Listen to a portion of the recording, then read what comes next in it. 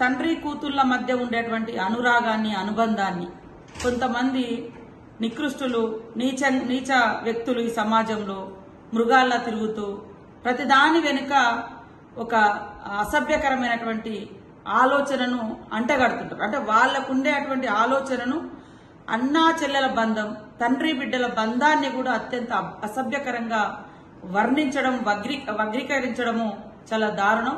ఈ ఘటన పట్ల మన తెలంగాణ రాష్ట్ర ప్రభుత్వం చాలా సీరియస్ గా ఉంది. ఇప్పటికే కేసు నమోదు చేసినాం.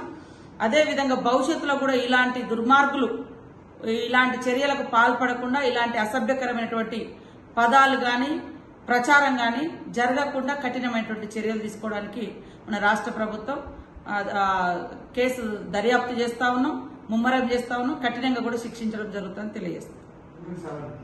తండ్రి కూతుళ్ల మధ్య ఉండేటువంటి అనురాగాన్ని, అనుబంధాన్ని కొంతమంది నికృష్టులు, నీచ వ్యక్తులు ఈ సమాజంలో మృగాల్లా తిరుగుతూ ప్రతిదాని వెనుక ఒక అసభ్యకరమైనటువంటి ఆలోచనను అంటగడుతుంటారు. అంటే వాళ్లకుండే అటువంటి ఆలోచనను అన్నా చెల్లెల బంధం, తండ్రి బిడ్డల బంధాన్ని కూడా అత్యంత అసభ్యకరంగా వర్ణించడం, వగ్రీకరించడము చాలా దారుణం.